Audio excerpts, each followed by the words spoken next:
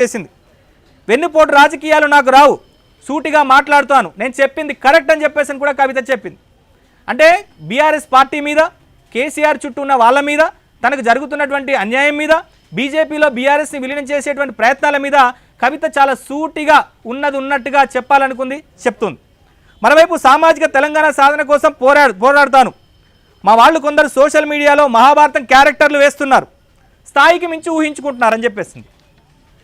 ఇక ఈ వ్యాఖ్యలన్నీ కనుక చూస్తే కవిత ఏ స్థాయిలో మదన పడింది, అసలు తనను ఏ రకంగా బీఆర్ఎస్ పార్టీలో నెగిటివ్గా చిత్రీకరించేటువంటి ప్రయత్నాలు చేశారనేటువంటి అన్ని అంశాలను కూడా కవిత తన మనసులో ఉన్నటువంటి మాటలన్నిటి కూడా చెప్పింది. 2 రోజుల పాటు ఆమె వేచి చూసింది. కేసీఆర్ తన దూతలను కవిత దగ్గరికి పంపించారు, రాయబారం చేపించారు, మాటలు మాట్లాడదు, ఇట్లాంటి పార్టీకి నష్టం కలిగించేటువంటి వ్యాఖ్యలు చేయొద్దని చెప్పారు. సో అయినప్పటికీ కూడా కవిత తను చెప్పాలనుకునే అన్నిటి కూడా కవిత చెప్పినటువంటి పరిస్థితి ఉంది. సో నరసింహరావు, సో చూస్తున్నాం కవిత వ్యాఖ్యలన్నీ కూడా చూస్తున్నాం.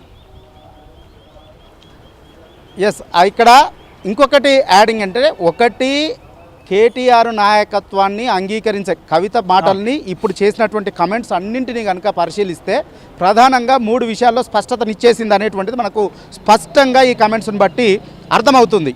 పార్టీతో తాడోపేడో తెలుసుకోవడానికి సిద్ధమైంది, కేటీఆర్ నాయకత్వంలో పనిచేయడానికి ఆమె సంసిద్ధంగా లేదు అనేటువంటిది అర్థమైపోయింది.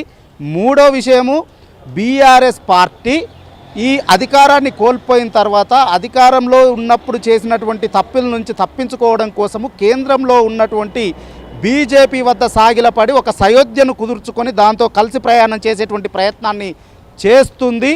సో దానికి తాను ఎట్టి పరిస్థితుల్లో అంగీకరించేది లేదు అని చెప్పి తేల్చుకొని రాజకీయంగా వారితో విభేదించి తన దారి తాను చూసుకుంటూ బీఆర్ఎస్కు దూరంగా అడుగులు వేయాలనేటువంటి ఒక కీలకమైనటువంటి నిర్ణయానికి వచ్చే ఈరోజు ఆ విధమైనటువంటి కమెంట్స్ చేశారు అనేటువంటిది ఈరోజు కవిత చేసినటువంటి కమెంట్స్ని చూస్తే స్పష్టంగా అర్థమవుతుంది.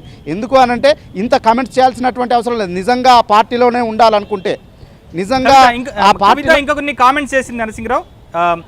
వరంగల్ సభ తమ వల్లనే సక్సెస్ అయిందని కొందరు ఊహించుకుంటున్నారు, కేసీఆర్ను మోసేంత పెద్దవాళ్ళు అయిపోయామని ఊహించుకుంటున్నారు, జైలుకు వెళ్ళేటప్పుడు పార్టీకి పదవికి రాజీనామా చేస్తానంటే కేసీఆర్ వద్దన్నారు, కేసీఆర్ వద్దంటేనే ఎమ్మెల్సీ పదవిలో కొనసాగుతున్నాను, సొంత పార్టీ ఎమ్మెల్యేలే నిజామాబాద్ ఎంపీగా నన్ను ఓడించారు. చాలా పెద్ద కామెంట్. సో బీఆర్ఎస్ పార్టీకి సంబంధించినటువంటి ఎమ్మెల్యేలే తనను ఓడించారు అని చెప్పి కవిత చెప్తున్నారు.